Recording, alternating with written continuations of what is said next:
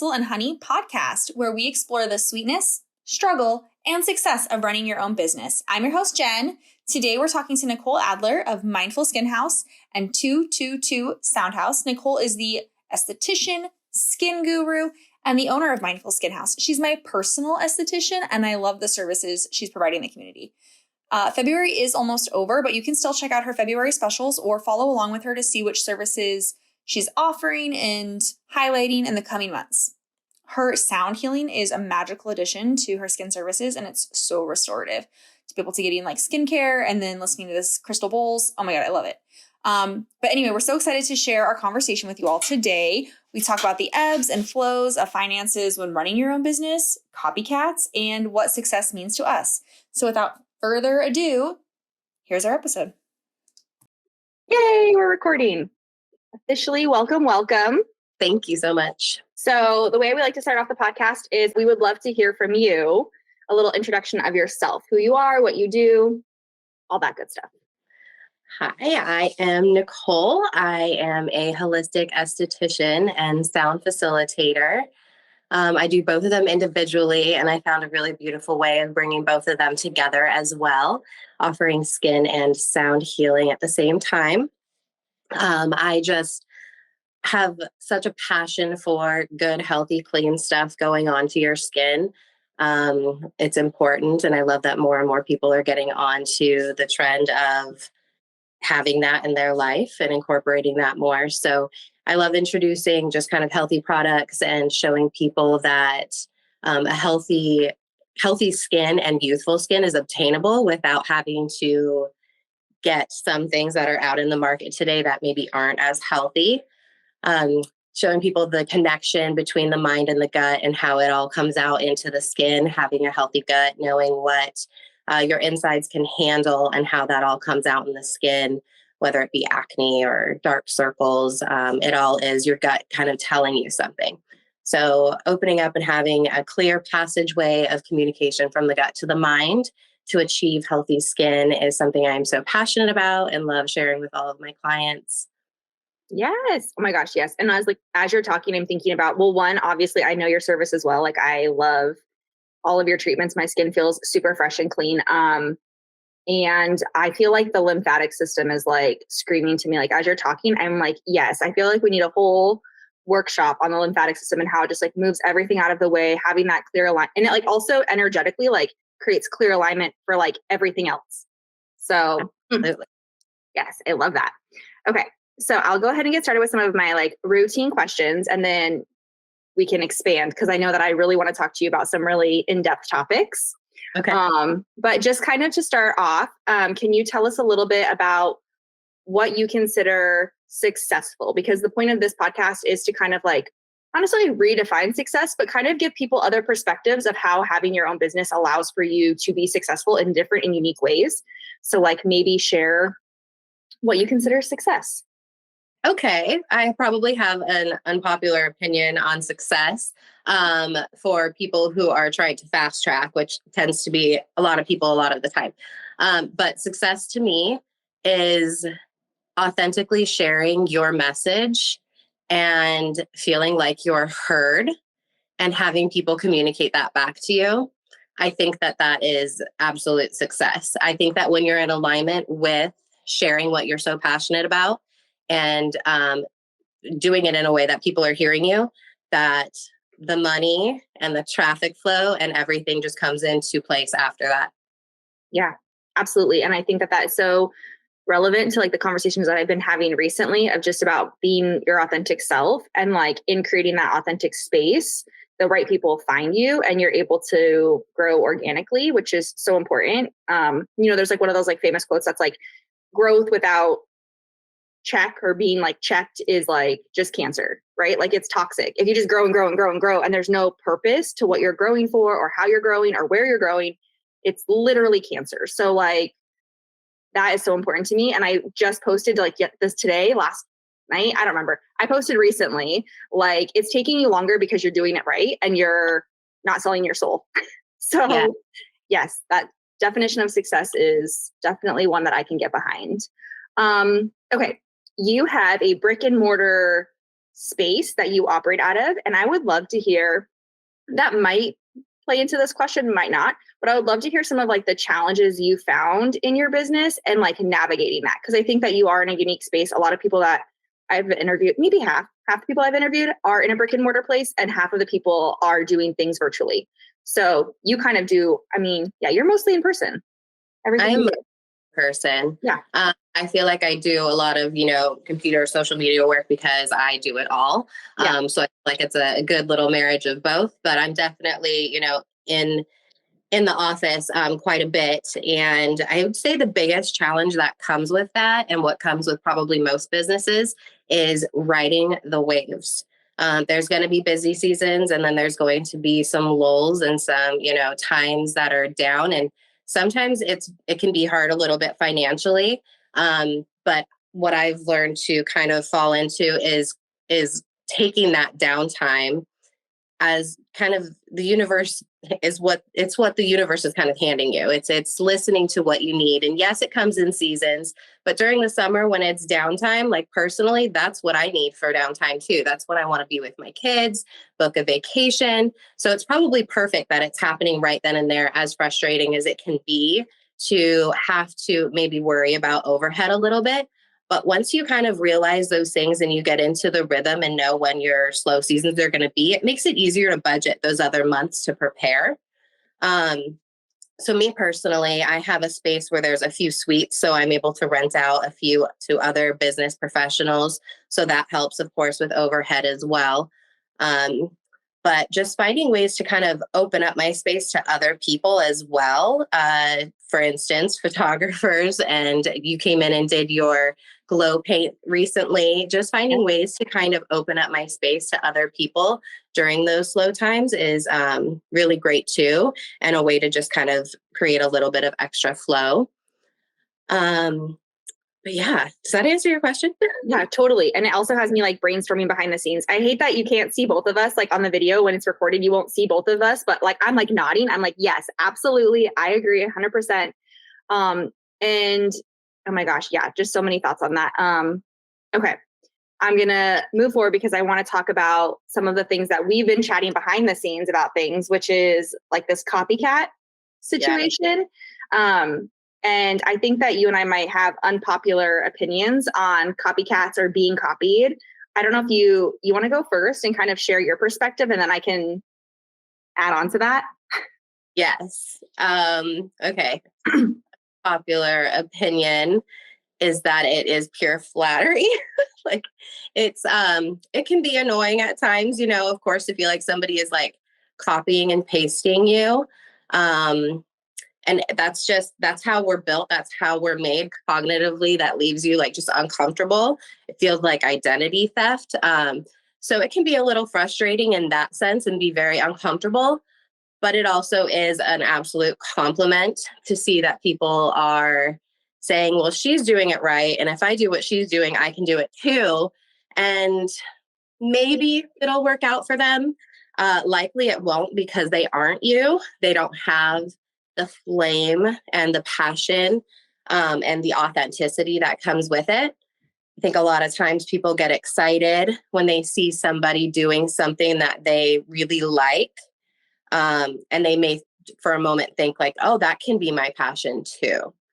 And I think that there's this fine line between people thinking they can do something that you can do because they are really truly inspired by you, and people who have that like authentic same flame and can do what you do.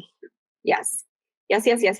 So I just want to expand on this like a little bit deeper too. And like, you can give me some feedback on it, but like in the way that I run my business is because I have like my photography, I have my henna, I had an apparel company for many years that I was like silk screening shirts and doing stuff like that. And in photo realm, there are so many people that are doing something similar. And I might see a photographer. It's hard because I want to have good relationships with other photographers and I want to support other photographers and I want to see their work. So like on Instagram, for instance, I'm seeing all these pictures and I'm trying to like their photos. And I do like them. I genuinely like them. I'm trying to just kind of build people up. But in that same sense, if I see something really cool and then I'm like, oh, I want to try that or I want to do that, it does feel like I'm copying. And so I have to step back and see like what it is about them that I like, what it is about that specific session that I want to integrate into my own work. And I do think like as humans, we are always inspired by the things around us. And so it's really fun to like take little treasures and be a collection of all of these beautiful things around you. So like in that aspect, I love that. In the other aspect, it's like, I don't want my work to be too inspired by other people, because then I'm like losing a part of myself and what I'm trying to say. Just because I saw something cool and it was trendy and I liked it for a second doesn't mean like that's my core values or who I am or like what I'm trying to express. So it's interesting in that realm. So I've been trying to like hide other photographers in my feed. And I know there's another henna artist that I really love and learned a lot from her. And I know that she will often unfollow henna artists all the time. And she'll post about it. And she's like, I'm so sorry. Don't be offended. I just cannot see your guys' work because it's influencing mine too much. And so I think that's really interesting. And so if you're in that space where you're feeling like you are being overly inspired by other people, then maybe like block some of that energy. You don't need to do what they're doing. But at the same time, I mostly see it with graphic designers, sometimes apparel designers in those realms more.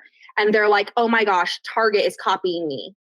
And then they post their outfit next to the Target one. And it's like, or, you know, whatever. And maybe not Target, maybe it's Walmart, maybe it's whatever, a big brand. And they're copying them. And it's like, they're complaining about it. So immediately the vibe is like down because I'm like, you're complaining. But secondly, if these big companies are able to take your work and do what you're doing, then you're not doing it good enough. And like, I think that is something that when I hear people complain about it, I'm like, oh, well, if you're that easy to copy, of course they're going to copy you. You're not doing anything so groundbreaking that they can't just go on your website and pull it. Like, and then the other part of me is also like, when you have a really cool design or idea or whatever, there's a delay, right? So you launch your cool new pattern. Like I did Spoonflower, and I would draw my own designs and then I would upload it and have it. So it's my fabric. You can't go to Joann's and buy my fabric. Okay, so that's one way I prevented copycats. But so let's say I do that and then I launch it and I show it and I make that product for so long.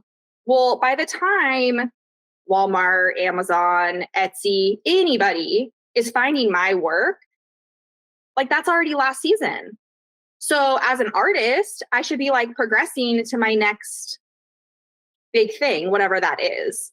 So I don't know if that's different because we're in different industries, but like, do you want to expand on that? Do you have any thoughts on that? Yeah, no, you opened me to thinking about it a whole nother way. Yes, I think it's a little bit different with each industry. And that's just because the art is, of course, just so different in each and the way of expressing creativity. But I don't know, the overall feeling that I get from it is like, it's okay to take, like you said, just kind of taking little tidbits from what creates and inspires you and making your own formula. I think that that's great. Because I think that there's no limit in art when it comes to creativity, but in a lot of industries, there is a limit. And you have to really kind of mix things up a little bit and see what works and what doesn't, what your competition is like in the area. And kind of like what you said, like how close of an eye they might keep on you. I love that you said, so like kind of unfollowing people. I didn't really, or not unfollowing people, but maybe just like muting them for a minute so that you're not seeing other people's creativity and really truly just tapping into yours. Yeah. I think that's a great practice for anybody that's maybe feeling some blockage or wanting to just really truly tap into their creativity. But for me personally, so I do, like I mentioned, skin and sound. And when I see people, estheticians who just like do maybe like a minute of a small bowl in their intro and in their finish, I'm like, you obviously just don't understand what it is to do sound healing, because that doesn't do really anything for a minute. Yes, it helps if you're taking a deep breath and everything. Sure, it can calm you down. But when you're adding on a price because of that, when you haven't been, maybe educated, or you don't know the true science behind what you're doing and what you're truly sharing, and you're claiming to be healing in a way that you're not. I think that's where I get annoyed. I think I've noticed a few copycats in my industry that will do just that. And that, for me, it's like, I just want to shake you for a minute. But I don't know. I think it's really important to like educate people so that they know what they're doing and everything. But I don't know. It's so hard and different with each industry. Yeah, and I will say, I think that with your example there, it's like that isn't necessarily even copycat. Like it is copying, right? Because you're like, oh, I see this trending service and I want to offer that. But like, what the real problem there is that they're doing something without the proper education, without the proper credentials, without the proper, like, just without any real responsibility, and they're just adding it on. And it's like, that's not even, you're not even doing the thing. You're just saying you're doing the thing, but you're doing it wrong.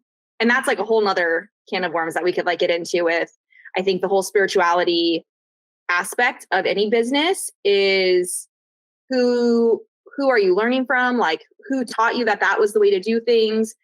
Sometimes it's intuitive, sometimes it's not, but a lot of, I don't want to say like negative experiences, but like, it's kind of like what you're saying. Like if you went to a sound healing ceremony and they did a very small sampling, would you receive the healing that you thought you were getting? And in that, like, you could think it could just discredit the whole thing, if that makes sense.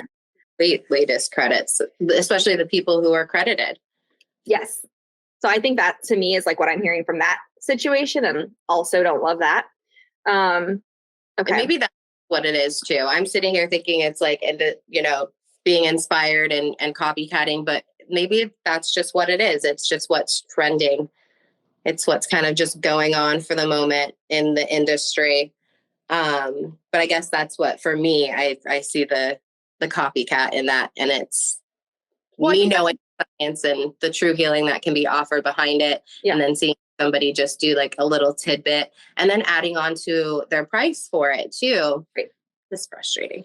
Yeah. And I think that's so relevant. And I think that that is definitely, I mean, it probably is in all aspects of the copycat. Like that is probably one component, because if you have a big company that's stealing artwork from those designers, then it's also like, yeah, they're not designing the stuff themselves. So there is that layer of like a facade, or they don't actually know how to do what you're doing. And so they're kind of masquerading. So I would say that that is definitely part of, it's related. It's for sure related. Yeah.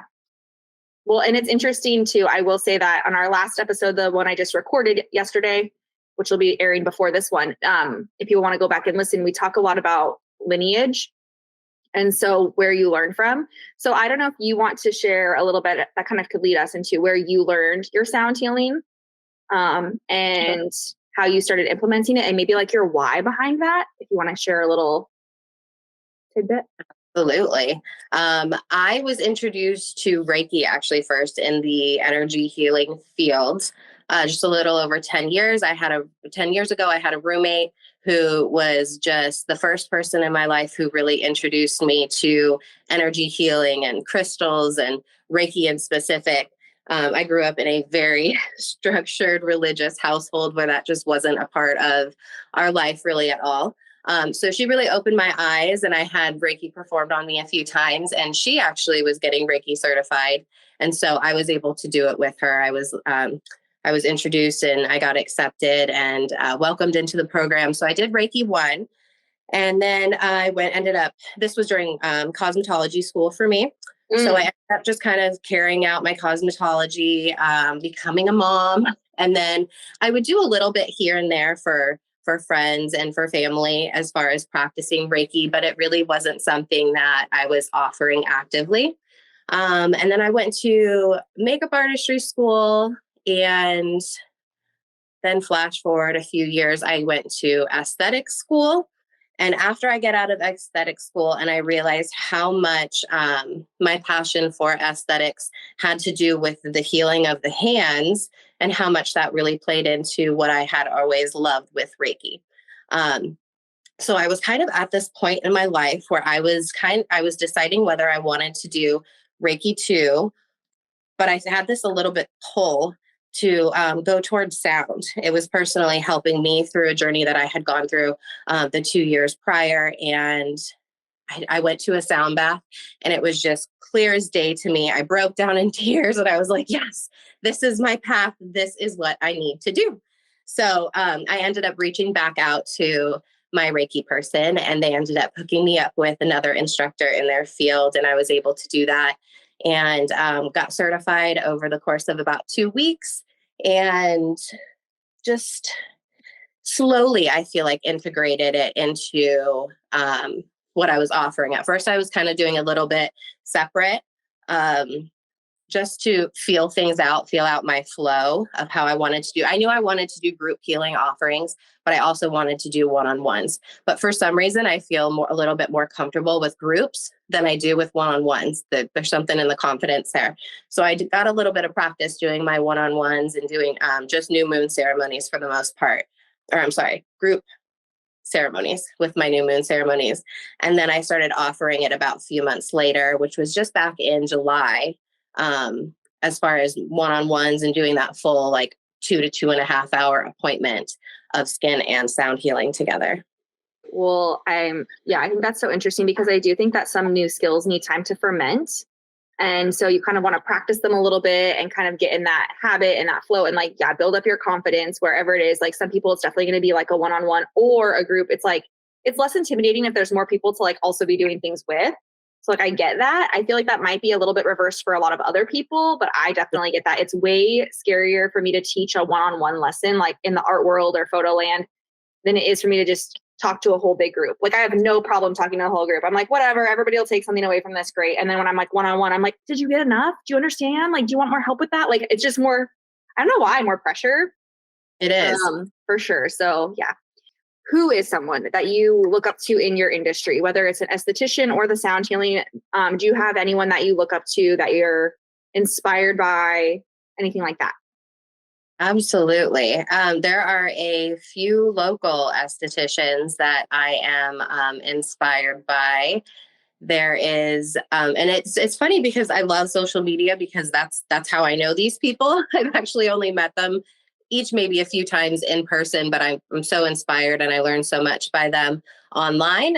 One in specific is a gal named Mandy. She's all about holistics and she also is a nutritionist. So she does a lot of like the holistic skincare and she's my database for the gut health and all of it. So I really look up to Mandy. And then in sound healing locally, I really, really admire Sam Harper from The Portal. She's amazing. She's who I have gone to for many of my local sound baths and for healing. She is the sound bath that I went to that I was telling you, I broke down just like in tears. And it's funny because like, for me, it was a good thing. It was good tears. It was like, I have this message and I know what I'm going to do. But there were like the community and these rooms are such a safe space that I have women that I didn't even know coming up to me and they're like, good things are coming for you. You're going to be great. And I think that a lot of people associate like tears with like badness or stress or anything, but it was like, it was a relief. It was my path came to me and I broke down in tears. And then I had people coming up to me with the confirmation, even though they thought I was upset, it was still like the confirmation I needed. And so I really admire her to answer the question. Yes. Oh my gosh. And that totally like has me thinking about crying and tears. And I was in Guatemala for like just a whole retreat. And like part of it was kind of sharing. We like had a circle, we shared, whatever. And in that circle, a lot of us obviously cried. We're sharing things, we're telling people stories, and we're crying. And I remember the facilitator very clearly sharing and reminding us, and it has stuck with me ever since. But like, if someone's crying, you don't need to touch them. As moms, we have an instinct to hug our children and hug our babies if they're crying, right? And she was like, don't touch them because you are trying to prevent them from feeling it all. Like they need that space and we need to be their supportive web of that space to like allow them to cry and process and do all of those things. And like once circle is over, speak to them. If you felt like their story resonated with you or you needed, whatever after, but like during circle, we do not touch crying people. And I just felt like I needed to share that with you, like hearing your story, because it is our spiritual community. Like the people that I was in Guatemala with are from this area. And so it was like our local community. And so I'm just so grateful for them because they have built this safe space where we can cry. And we've been to plenty of circles together at various places that it's like, it's totally safe. You just cry. Yeah. Energy. It needs to move out of us. Absolutely. And sometimes just hearing other people's story too can be emotional. But I think that's the beauty in it. It's these people that you don't even know, and yet it's such a safe space. Yeah. And that's to me is so important because it's like, it really is cultivating that community. You're sharing things with people. You feel safe enough to share with people. And it's just, so many thoughts on that. Okay, cool. And then let me see, what else do I have today? Okay. I will ask Misha's question since she's not here. I know she's always been asking and I think it's so cute. What was your first job?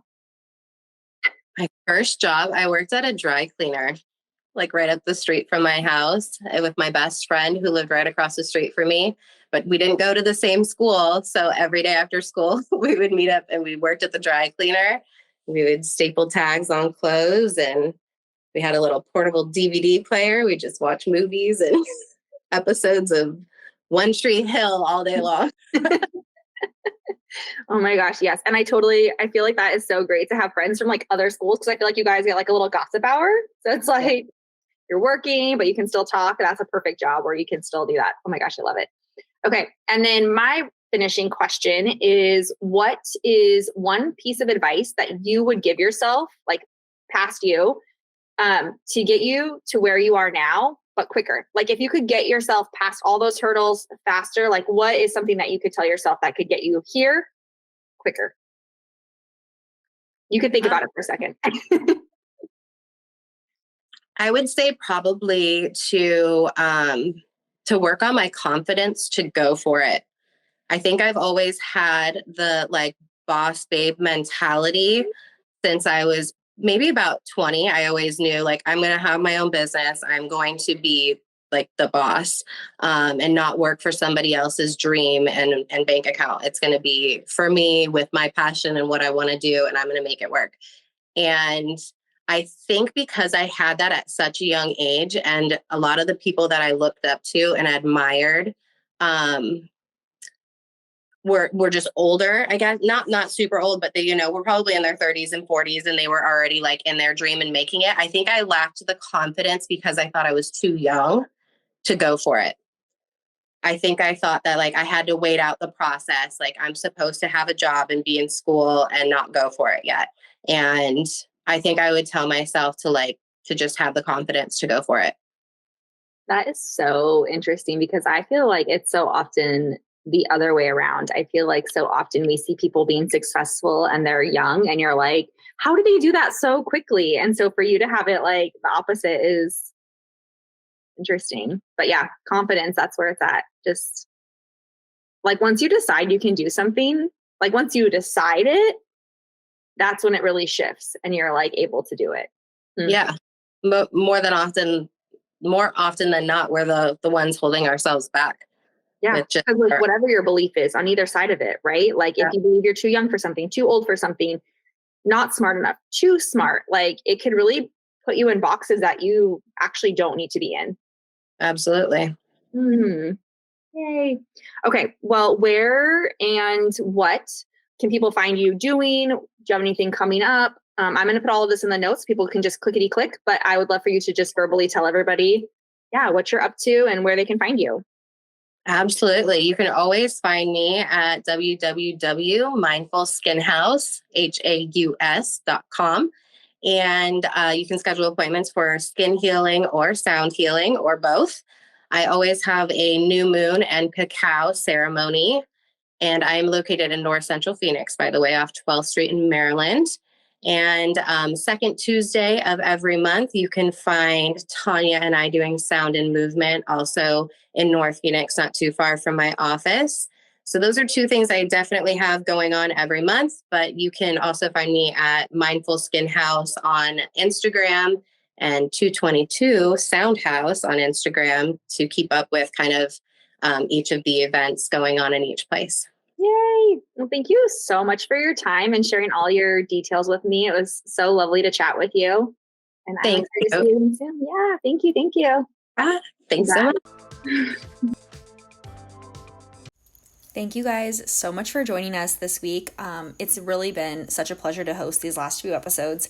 I can't wait until my co-hosts are back to join me. I just want to remind everyone that we are not advertising on this podcast. We are not doing paid sponsorships on this podcast.